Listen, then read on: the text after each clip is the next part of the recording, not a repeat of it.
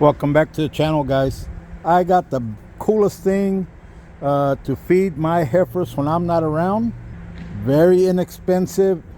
I am going to use this for a while and I will give you my recommendations on it. This would be really good for your pelletized feeds, your dog food, cat food. I've seen where they use it for fish ponds. They use it for feeding catfish, different things, guys. If you're feeding a dry feed with products, I guess, the size of a quarter or smaller, you're probably gonna be doing all right. This is a 2-inch auger, or it's a 2.5-inch auger, I wanna say. Automatic timer. Comes with an industrial grade digital timer. You can set it for as many times and run the auger for whatever period of time you want. So if you want to feed a pound of feed or whatever, you let it run 4 minutes, 3 minutes. It all depends on how much it's going to be working. You got your power source, your power supply, your 110 auger. Very inexpensive, guys. Can find these on eBay. It's called King of Feeders. Or this is a product out of Brazil. Rey dos Alimentos. King of Feeders. Got it off eBay, guys. Came in. I mean, it's gonna work great. You can set this. This is a 5x5 square here, 5-inch by 5-inch. That's what I'm gonna set it on. This is a 33-gallon drum. It's not a 55-gallon drum. It's a 33-gallon. The only reason I'm going 33 is that's gonna be more than enough feed that I need for my heifers. It's just gonna be days that I can't feed at 5 or 6 in the morning, whatever period of time I want to feed. It'll be perfect, guys. It's going to be perfect. I've already scribed here where I'm going to cut out that 5x5, and I'll keep you posted as we go along. Guys, if you're interested in something like this, let me know. Comment. I will be posting as I go along the findings that I have. The feed that I'm feeding is somewhat of a dry feed. I can mix some sweet feed in there, but my heifers are sucking up that dry feed just perfect. So I'm fine with what I need. Your horse, your calves, things like that. If you're pelletizing, you know, crib feed pellets, perfect. Very inexpensive again. All right, guys, I'll keep you posted on this as we go along. All right, guys, let's go ahead and cut this out. I'm using a metal cutting blade, which is fine.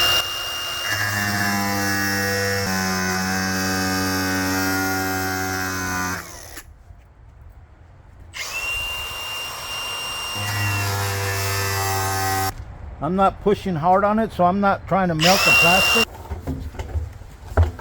Going down like butter.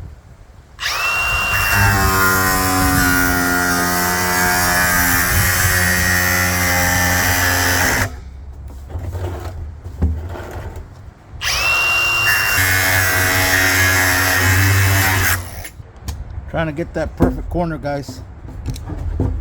And there you go. That's pretty thick stuff there. See if this thing's gonna fit. Not, we'll recut it. Take these screws out of the way. Taking the screws off. You know, I was looking for a feeder, automatic feeder, because there's days I can't go, and my brothers helped me out, which I really do appreciate it. Thank you, brothers. Again, this is a product called King of Feeders. You can get it on eBay. It's a product out of Brazil.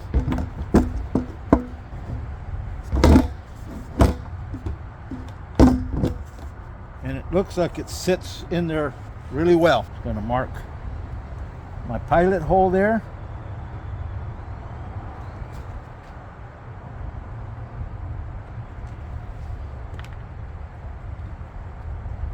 And there we go.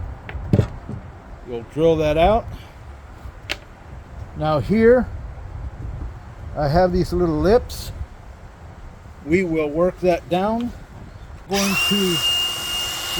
I'm going to cut 2 of these. I'll round them off with a grinder I have inside my shop there. Man, this Milwaukee grinder does fast work of these things. I do have my Evolution saw, guys, that I'm building a stand for it. I'll keep you posted on that. Let me round these off real quick. All right, guys, the easiest way to find your pilot there is set your angle on your flat piece in the back, little flat bar, and there you go.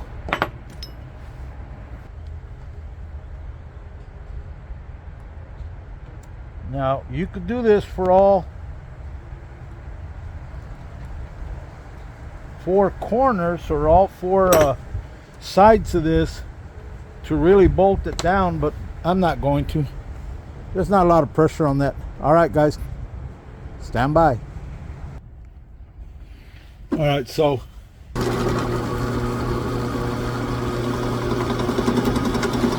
all right, guys, it's the next day. We're gonna drill out our holes here.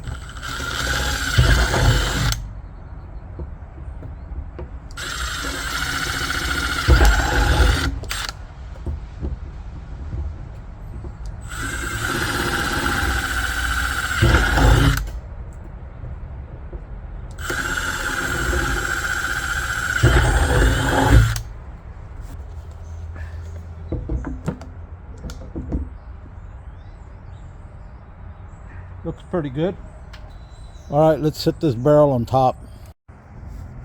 All right, guys, I went over to the local hardware store to get 1/2-inch longer screws because of this metal plate that I'm putting on there to help pull this warp out.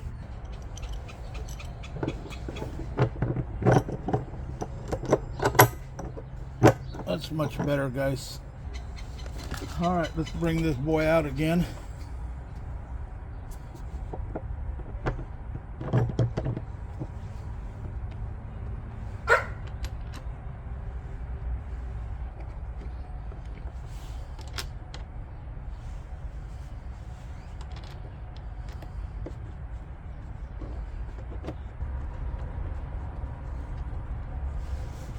All right, so we're all in. Now you can create a stand for this, a little table.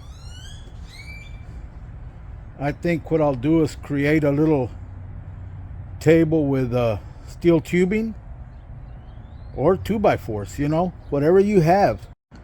All right, guys, let's build a base for the feeder that I'm making. Real basic. This stuff, guys, that I have, I already had it pre-cut. It just so happens that it's going to be perfect for what I need. I use these for my dragon fruit, guys. I grow dragon fruit, about 50 some variety right now. So yep, I have these done. These are for my trellises. There's some built there, there's some built there and there. So all right, keep you posted, guys.